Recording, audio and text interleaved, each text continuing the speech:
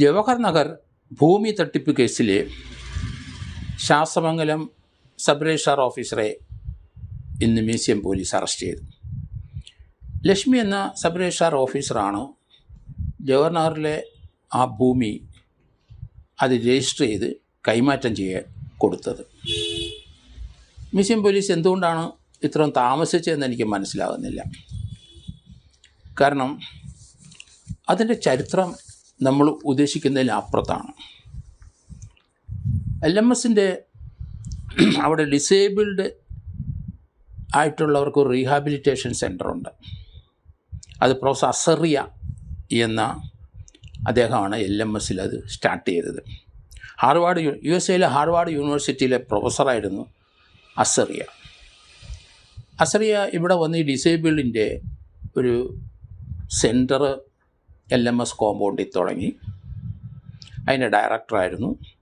അദ്ദേഹം ധാരാളം പണം കൊണ്ടുവന്നിട്ടുള്ള ആളാണ്. ഹാർവാർഡ് യൂണിവേഴ്സിറ്റി പ്രൊഫസറായിരുന്നു വർഷങ്ങൾക്ക് മുമ്പ്. അദ്ദേഹം ഇവിടെ വന്ന് ഈ ഡിസേബിളിന് ഈ സ്ഥാപനം സ്ഥാപിക്കുകയും അതോടൊപ്പം തന്നെ അദ്ദേഹത്തിൻ്റെ കോട്ടയനുസരിച്ച് യൂറോപ്പിലെ അൽബേനിയയിലെ ഒരു ചാരിറ്റബിൾ സംഘടനയിൽ നിന്ന് ഇവിടെ പണം എത്തിക്കുമായിരുന്നു. ആ പണം കൊണ്ടാണ് ഈ സെൻറ്റർ അദ്ദേഹം നടക്കുന്നത്. അത് തന്നെയല്ല അദ്ദേഹം ഹാർവാർഡ് യൂണിവേഴ്സിറ്റിയിലെ പ്രൊഫസറായിരുന്നത്. സ്വാതന്ത്ര്യത്തിന് മുമ്പ് മുതൽ അദ്ദേഹം പ്രൊഫസറാണ്. അപ്പോൾ അങ്ങനെയുള്ള അദ്ദേഹം അവിടുന്ന് ധാരാളം പണം കൊണ്ടുവരികയും പണമായിട്ട് ആ കാലത്ത് ലഭിക്കുകയും കേരളത്തിലും തമിഴ്നാട്ടിലുമൊക്കെ ധാരാളം വസ്തുക്കൾ വാങ്ങിച്ചു കൂട്ടുകയും ചെയ്തു. അദ്ദേഹത്തിൻ്റെ മകളാണ് ഡോറ അസറിയ ക്രിപ്സ് എന്ന. അവരും ഈ സോഷ്യൽ പ്രവർത്തനത്തിലെ പിതാവിൻ്റെ ഒപ്പം ചേർന്നു. അതുപോലെ തന്നെ അവരുടെ അമ്മ അവരും ഭർത്താവിൻ്റെ ഒപ്പം ഇതുപോലുള്ള പ്രവർത്തനത്തിൽ മുന്നിട്ട് നിന്നു. അസറിയ ഇപ്പോൾ മരിച്ച സമയം ഈ മകള് ഡോറ അസറിയ ക്രിപ്സ് 3 മക്കളുമായിട്ട് ഇവിടെ വന്നു. അവരുടെ ഭർത്താവ് അമേരിക്കയിലെ ഒരു സായിപ്പാണ് കീത്ത്. ഈ ഡോറ അസറിയയും 3 കുട്ടികളും ഇവിടെ വന്നു. കീത്ത് വന്നോ എന്ന് എനിക്കറിയില്ല. എങ്കിലും അവരിവിടെ വന്നിട്ട് പിതാവിൻ്റെ മരണത്തിൽ ആ ചടങ്ങുകളൊക്കെ പങ്കെടുത്ത ശേഷം അവർ മടങ്ങിപ്പോയി എന്ന് പറയുകയും മടങ്ങിപ്പോയിട്ടില്ല എന്നും വാദഗതിയുമുണ്ട്. 25 വർഷം വരെ ജവഹർലാലിൽ അവർ വന്നിട്ടില്ല.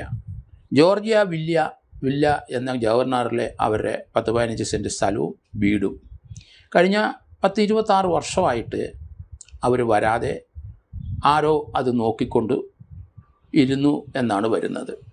ആ വസ്തുവാണ് ഡോറായെപ്പോലെ സാമ്യമുള്ള ഒരു സ്ത്രീ 55-60 വയസ്സുള്ള ഒരു സ്ത്രീയെ നെടുമങ്ങാടിൻ്റെ അടുത്തുനിന്ന് കൊണ്ടുവരികയും അവർ എടുത്തു വളർത്തിയതാന്ന് പറഞ്ഞ ഒരു പെൺകുട്ടി അവർ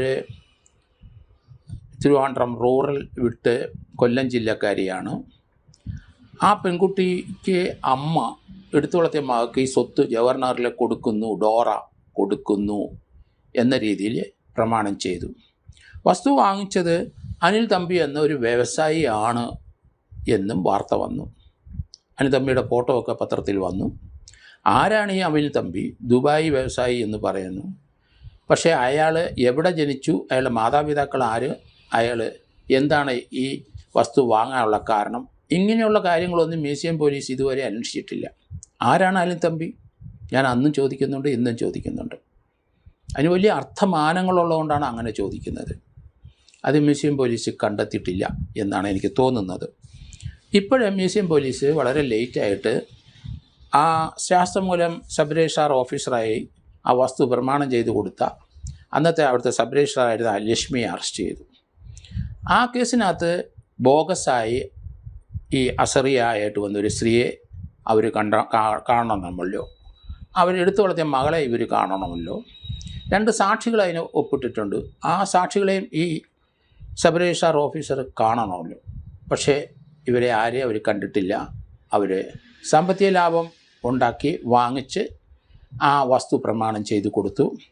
അതിനകത്ത് അനന്തപുരിയിലെ മണികണ്ഠൻ എന്നയാൾ നേരത്തെ ഇതേപോലെയുള്ള തട്ടിപ്പ് കേസിൽ പ്രതിയായിട്ടുള്ള ആളാണ്. അയാൾ കോൺഗ്രസ്സുകാരനാണ്, ആധാർ എഴുത്തുകാരനാണ്. അദ്ദേഹമാണ് ഈ വസ്തു പ്രമാണം ചെയ്തു കൊടുത്തത്. നേമത്തെ ഒരു കുടുംബത്തിലെ മുഴുവൻ വസ്തുക്കൾ കൈമാറ്റം ചെയ്തതിന് പിന്നെ ആരോപണം അറസ്റ്റുമൊക്കെ അദ്ദേഹത്തിന് നേരത്തെ ഉണ്ടായിട്ടുണ്ട്. അവിടുത്തെ ഒരു നായർ കുടുംബത്തിലെ ഏറ്റവും അവസാനം വന്ന 2 അവകാശികളുടെ മരണത്തിൽ സംശയമുണ്ടായിരുന്നു. ആ വസ്തുക്കളെല്ലാം കൈമാറ്റം ചെയ്ത് പലർക്കും വിറ്റതിനകത്തൊരു പങ്ക് അനന്തപുരി മണികണ്ഠൻ എന്ന ആധാര എഴുത്തുകാരന് അന്നേ ഉണ്ട്. അതിൽ കേസെടുക്കുകയും അറസ്റ്റ് ചെയ്യുകയും ചെയ്ത് അദ്ദേഹം ജാമ്യത്തിൽ നിൽക്കുകയാണ്. അദ്ദേഹം തന്നെയാണ് ജവഹർലാലിൽ ഇതുപോലെ അടുത്ത തട്ടിപ്പ് നടത്തിയിരിക്കുന്നതിൻ്റെ ഒരു പ്രത്യേകതയാണ്. എന്തായാലും ജവഹർലാലിലെ വസ്തു രജിസ്റ്റർ ചെയ്ത ആ സബ് രജിസ്ട്രാർ ലക്ഷ്മിയെ ഇന്ന് മ്യൂസിയം പോലീസ് അറസ്റ്റ് ചെയ്തിട്ടുണ്ട്. ഈ കേസിൻ്റെ അന്വേഷണത്തോടനുബന്ധിച്ച് പോലീസ് അതിനകത്ത് കൃത്യമായി അന്വേഷിക്കേണ്ടത് ആരാണ് ഈ വസ്തു വാങ്ങിച്ചയാൾ, അയാളുടെ ലോക്കൽ സ്റ്റാൻഡ് എന്താണ്, അയാൾ എവിടുത്തുകാരനാണ്, അയാൾ ആരാണ്, അയാൾ എത്ര വർഷം കൊണ്ട് ദുബായിലാണ്, വലിയ പണക്കാരനായ ഒരാളാണ് ഇത് വാങ്ങിച്ചതെന്നാണ് പത്രങ്ങളിൽ ഞാൻ വായിച്ചത്. അതുകൊണ്ടാണ് അതേപ്പറ്റി മ്യൂസിയം പോലീസ് അന്വേഷിക്കണം, അല്ലെന്നുണ്ടെങ്കിൽ കമ്മീഷണർ അത് അന്വേഷിക്കണം, അല്ലെങ്കിൽ അത് ക്രൈം ബ്രാഞ്ചിന് ട്രാൻസ്ഫർ ചെയ്യണം. എന്തുകൊണ്ടാണ്